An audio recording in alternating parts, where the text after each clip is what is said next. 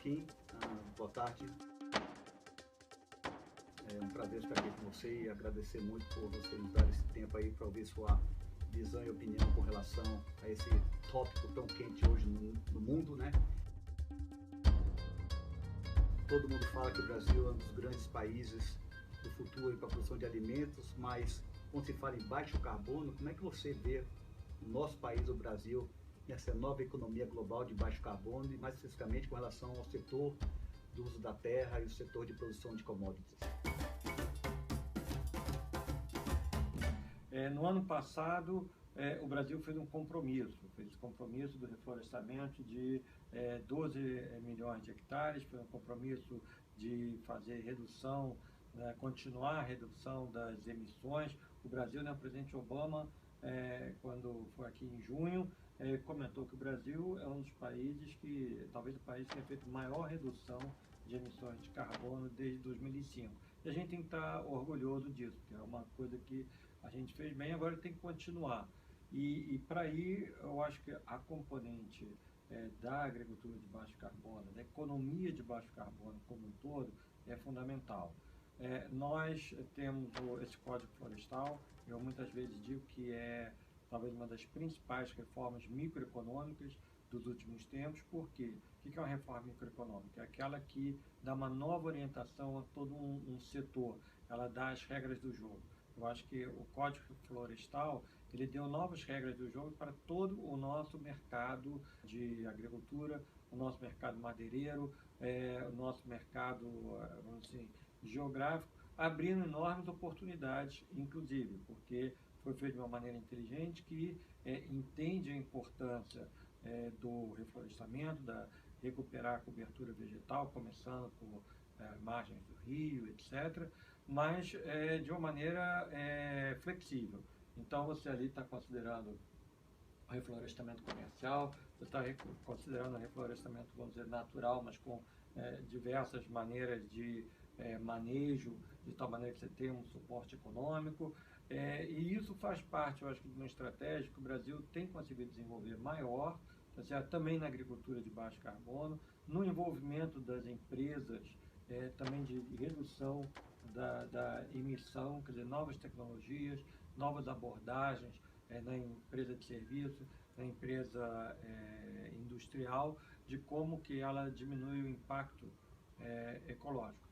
E isso é muito importante, porque isso faz parte de uma das principais agendas globais, inclusive aqui no Banco Mundial.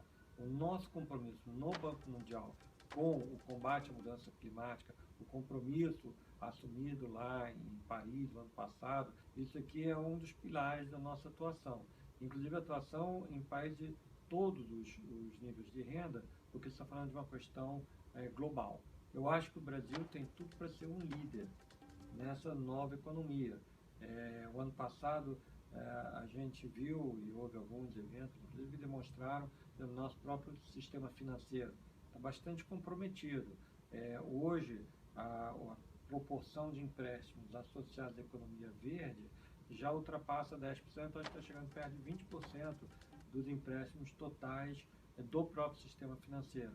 Além de a adoção, na maior parte das instituições, por exemplo, do PRI, que é aquela questão do investimento responsável, né? Os gestores de ativos, os bancos, as empresas, respondendo a essa demanda, todo mundo realmente alinhado para essa economia do século XXI, com menor impacto ambiental, uma produção menos intensa em carbono, por exemplo, por unidade de PIB, você ter muito menos emissão de carbono e, enfim, eu acho que vai ser um dos vetores de não só inovação tecnológica, mas também de crescimento econômico nos próximos anos.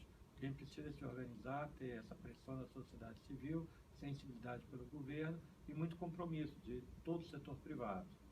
Muito bom, Joaquim. É fantástico a gente ouvir isso, nessa sua visão que você tem do mundo, como é que o Brasil se insere nessa agenda. Como é que você enxerga isso? Aqui nos Estados Unidos tivemos já um programa no passado que ajudou a gerar, acho, 3 milhões de empregos, plantar bilhões de árvores. No Brasil, você enxerga também essa nova economia, né, de recuperação de áreas degradadas gerando novos postos de trabalho, nova riqueza na área rural? Olha, evidentemente, eu acho que cada vez as pessoas se convencem mais que, na verdade, a economia verde, a economia de baixo carbono, é uma economia que abre novas possibilidades. É lógico que para você alcançar isso, você vai ter que ter inovação tecnológica, né? Então, na própria questão do reflorestamento, e a gente discutia isso até com a ministra Isabela no ano passado, em outras ocasiões, aliás, já há muitos anos, e com você também, né?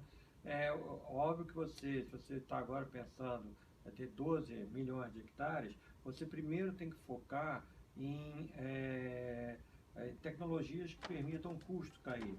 Eu, ano passado, estava lá no Kew Gardens, né, o Jardim Botânico da Inglaterra. Uma das coisas que eles estão fazendo, que eu sei que no Brasil também está fazendo, inclusive, é você comparar metodologias diferentes de reflorestamento, de tal maneira que você tem uma quantidade de pilotos que depois vão permitir você ver qual é a técnica que é mais eficiente. Inclusive, tomando a vantagem que, em alguns casos, você pode fazer vamos dizer assim, um reflorestamento extensivo ao longo do tempo, de tal maneira que você, de uma maneira mais natural, né, você consiga ter um custo menor. Então, em vez de botar lá a opção de gente plantando mudinhas, você pode escolher pela adequada ordem de quais vegetais que você vai plantando da maneira mais simples, você ter uma recuperação, vamos dizer assim, natural, mas acelerada.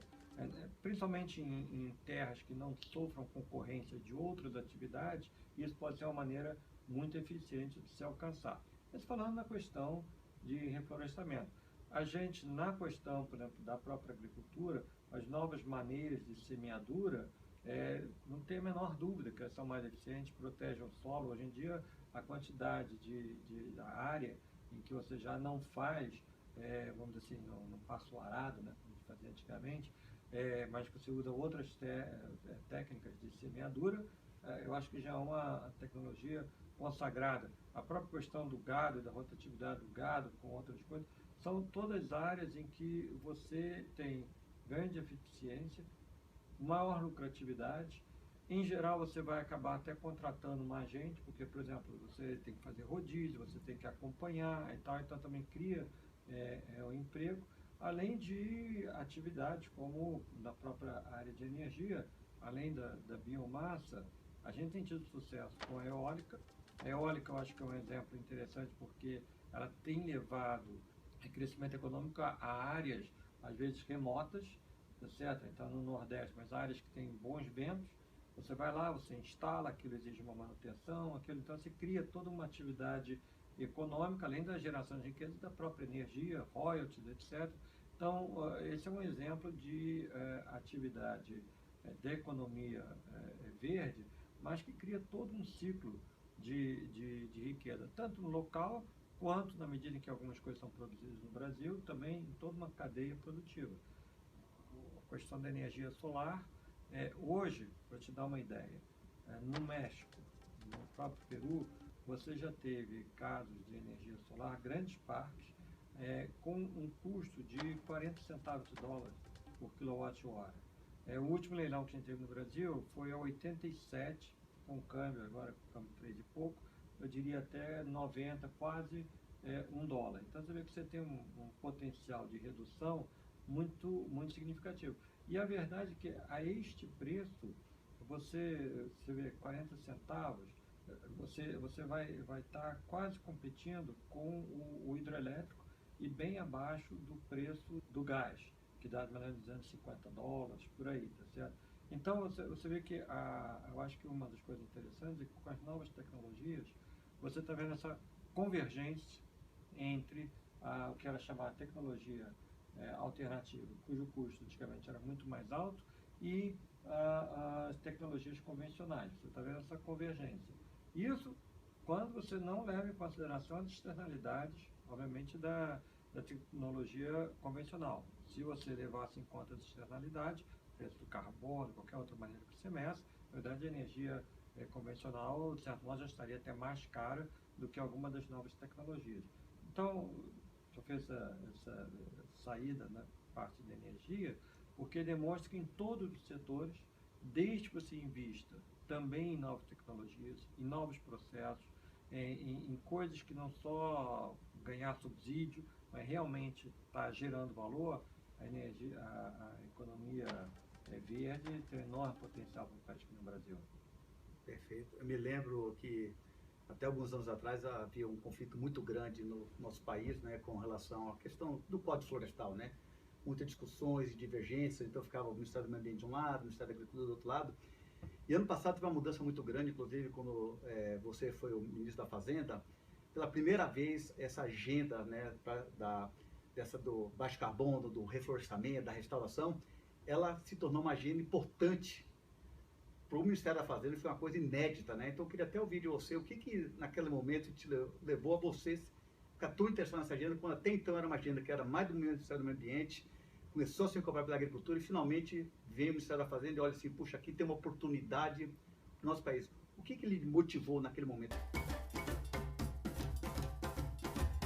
Tem que ser parte integral também da nossa estratégia de desenvolvimento.